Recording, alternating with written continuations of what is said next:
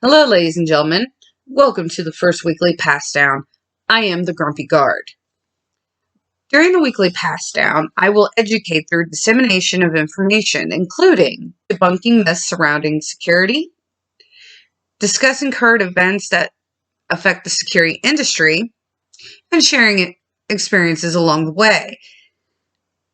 Today's pass down covers Executive Order 14042.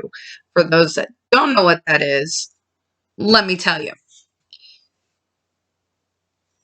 And as a disclaimer, I am not here to discuss the vaccine itself, at least not the medical aspect of that. That's beyond my scope of understanding. Everyone is entitled to their opinion on it. Without further ado, on September 9th, President Joe Biden, and I use the term president so loosely, issued Executive Order 14042. It is what is known as the mandate that requires federal employees, federal contractors, and subcontractors therein to be completely vaccinated, fully vaccinated by said deadline. Now, for federal employees, that is November 22nd. And for federal contractors and subcontractors, that would be December 8th. The alternatives that people have to look forward to that choose not to be completely vaccinated is either attempt to get an exemption, either medical or religious, or not be able to work. So you're being told by the federal government you have to choose between your means of income or your beliefs and principles. For this video, or for the purposes of this video rather, I will be talking more about religious exemptions as defined by the EEOC, the medical exemptions, religious exemptions, and religion is covered by Title VII of the Civil Rights Act.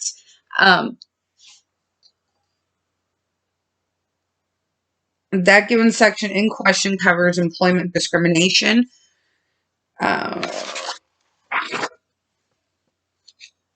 I'm also going to be speaking briefly on the template from the that was put out by the Biden administration that for religious exemptions. According to the EEOC, religious belief, as it relates to Title VII, is defined as the following: theistic, belief in one or more deities or gods, or non-theistic, moral or ethical beliefs as to what is right and wrong, which are sincerely held with the strength of traditional religious views.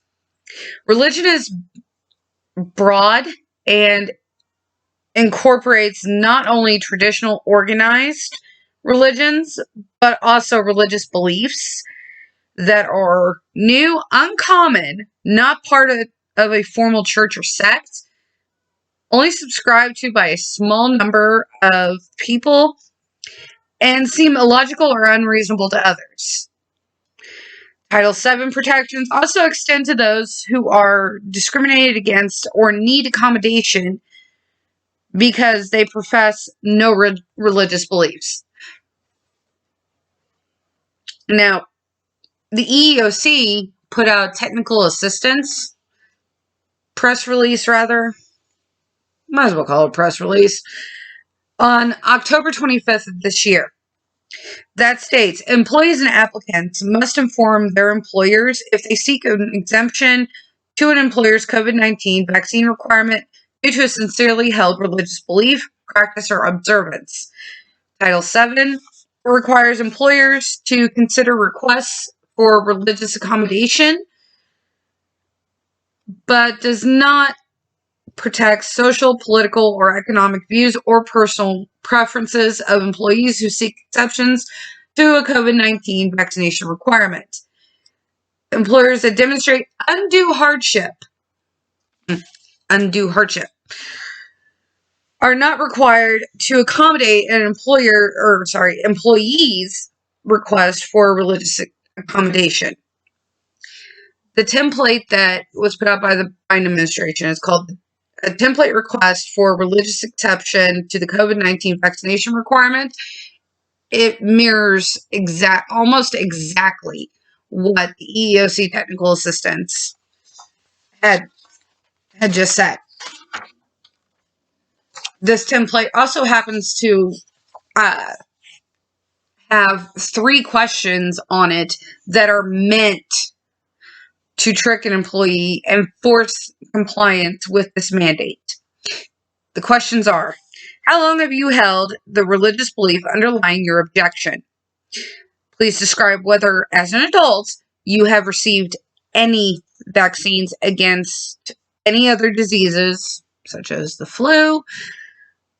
And if so, what vaccine most recently received and when, to the best of your recollection.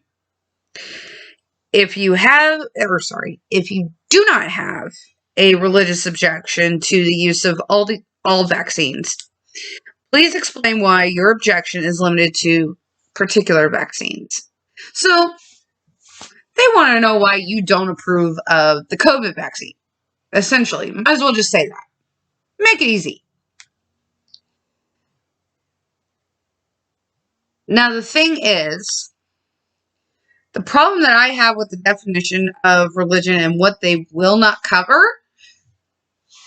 your religious beliefs or your moral and ethical beliefs held to the same strength as a strong religious belief, that influences your personal views, your social views. It influences everything.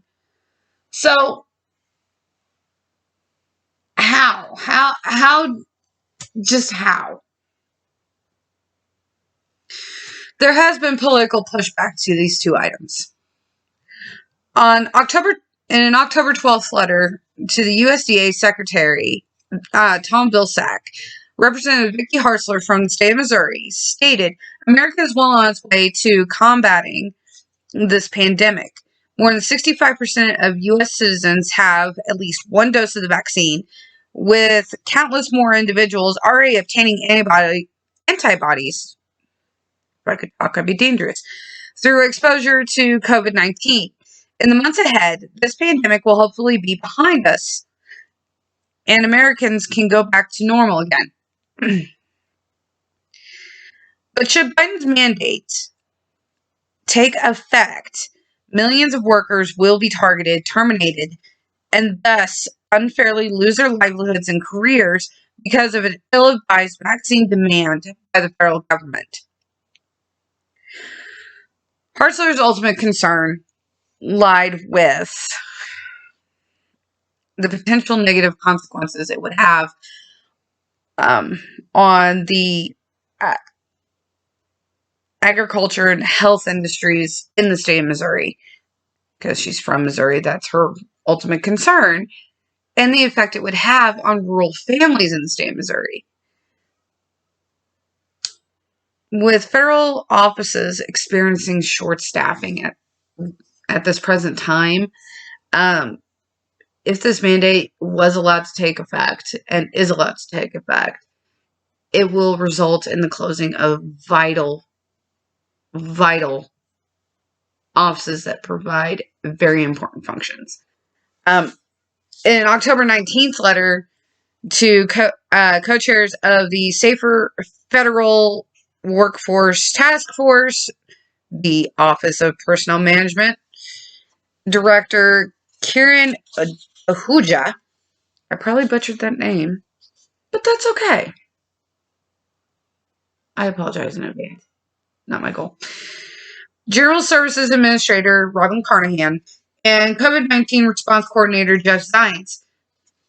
Senator Josh Hawley, again from Missouri, called for the guidance to be rescinded immediately and replaced with a clear accommodations for all civil service employees who hold sincerely held religious beliefs. New guidance should make clear that no federal employee will lose his or her job because of his or her sincerely held religious convictions. And if you want to find any of these, if you want to find these two letters or anything that I've referenced up to this point, I will put the links for them in the description below.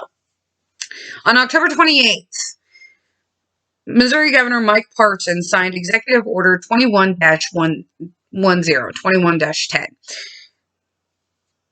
stating, all agencies, boards, commissions, and other entities within the executive branch of the state government are directed to cooperate fully and timely with the Attorney General of the state of Missouri in furtherance of any litigation filed by the Attorney General on behalf of the state of Missouri against federally imposed COVID-19 vaccination mandate or requirement.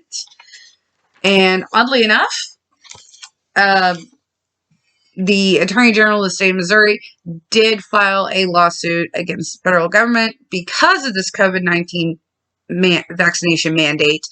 More on that in a minute. No agency, board, commission, or other entity within the executive branch of the state government shall compel any individual to receive COVID-19 vaccination pursuant to federal vaccine mandate where such individual objects by reason of sincerely held religious belief or for medical reasons. And no agency, board, commission, or other entity within the executive branch of state government shall, under color of state law, impose a penalty on any individual or business for noncompliance with any federally imposed COVID-19 vaccine mandate or requirement where noncompliance is the result of an individual's sincerely held religious belief or for medical reasons. Between October 28th and October 29th, 19 states filed a total of 4 lawsuits. 4.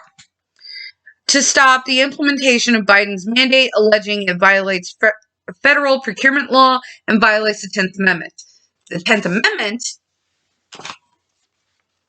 let me pull out my handy-dandy annotated constitution here. 7, 8, 9, 10. Powers, 10th Amendment states, the powers not delegated to the United States by the Constitution, nor prohibited to the states, prohibited by it to the states, and if I could talk, I'd be dangerous, are reserved to the states respectively or to the people. So it violates that amendment.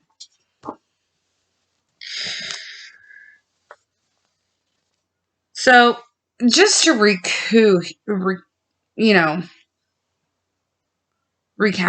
whatever, here, very, very much obviously, religious freedom, or freedom of religious practice, is being violated by the Biden administration, by the federal government.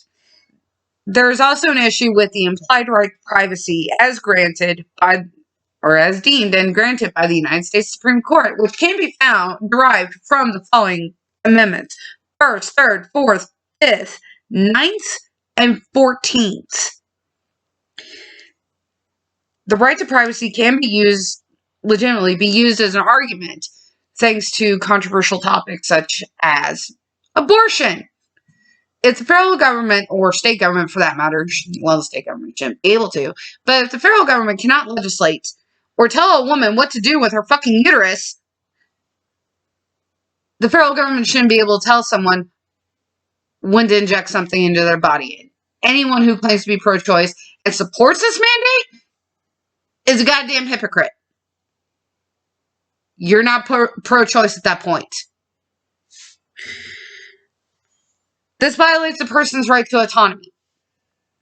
The government structure we are supposed to have, everyone is responsible for their own healthcare choices and to govern themselves to a certain extent.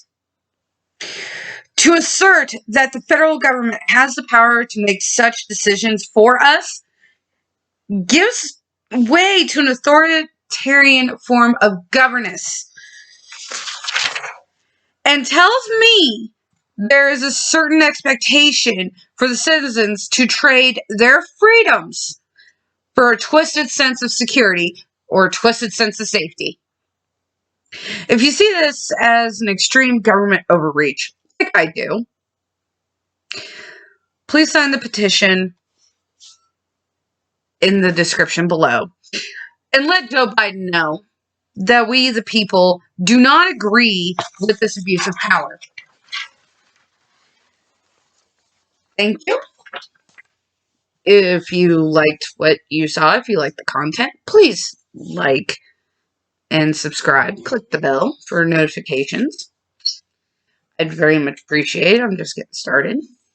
So, hopefully this went well. Have a good day. Stay safe. Stay grumpy.